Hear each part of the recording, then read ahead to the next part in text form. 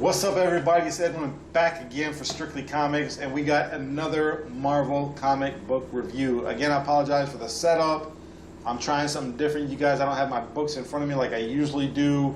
So, yeah. What we're doing right now is a review on Superior Spiderman number 14. And this right here is not a bad book. I actually liked it, even though I've mentioned to you guys that Doctor Octopus is kind of going on the back burner as far as my favorite Spider-Man. There were some actually really cool things going on in this book. First of all, if you look at the costume, he has the red just like from the chest up, and then he's just like all black, pretty much.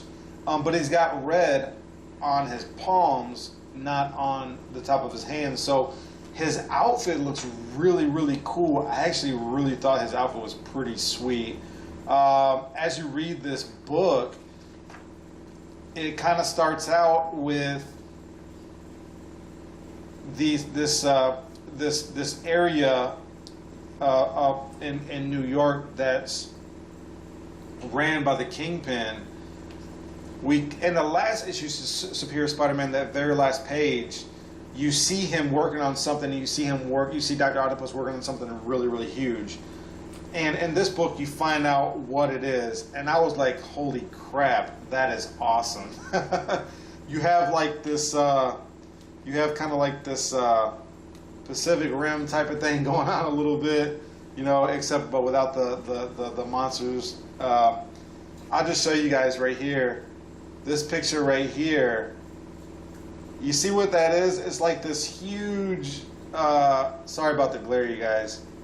It's like this huge robot, spider robot, and a bunch of other little spider robots, and that's Doctor Octopus right there in that center window. So I seen that, I was like, wow, that is really cool. And he basically is like having a no-nonsense type of attitude right now, which I really, really like. I really kind of wish that Peter Parker had that, but it had to come from Doctor Octopus.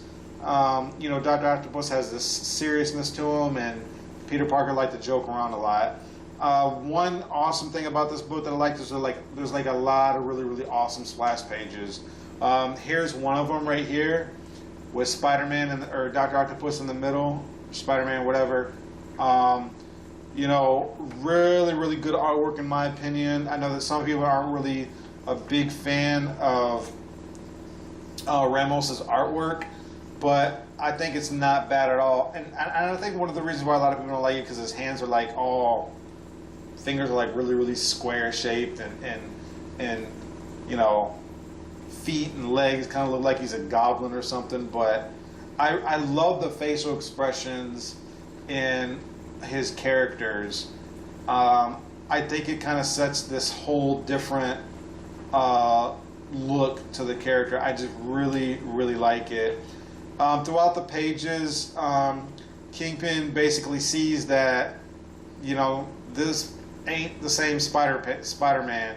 He recognizes that it's the same voice, but this isn't the same Spider-Man that I'm familiar with. So he basically realizes that, okay, if I don't do something, this guy's actually going to kill me. Here's another really sweet splash page. You guys, this is just really, really awesome.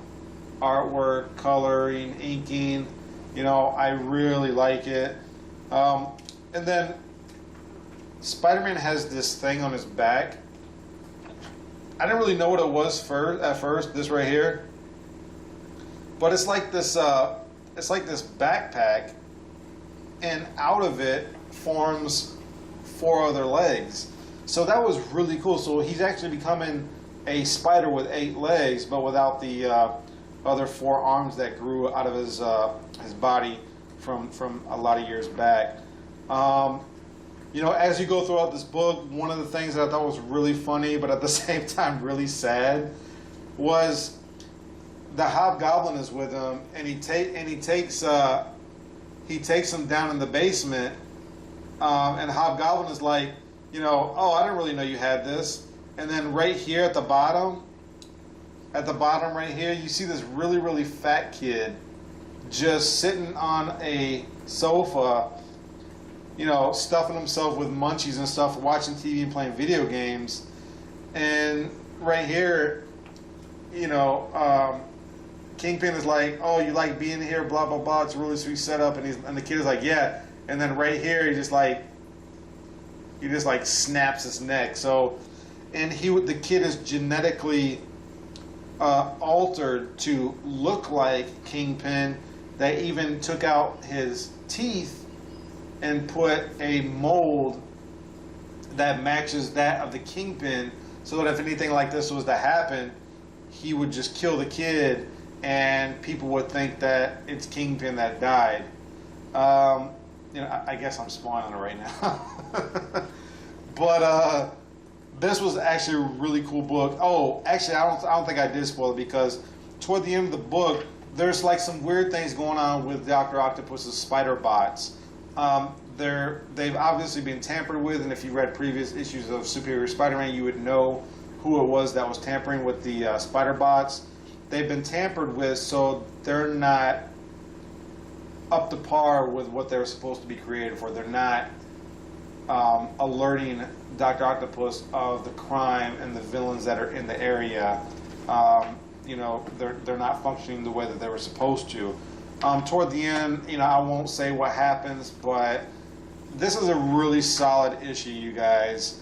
I'm definitely going to give this a 4.5 out of 5. I like the costume. I really do. I think that is a sweet costume. And I've noticed with DC and Marvel, they're adding more detail to their costume, which I think is really important. I think it's really good that they're doing that. You know, and if you kind of look at like Jim Lee's artwork a little bit, Jim Lee, the way he does his feet and stuff like that, a lot of people aren't really a big fan of that. But yeah, so that's it for my review of Superior Spider-Man number 14.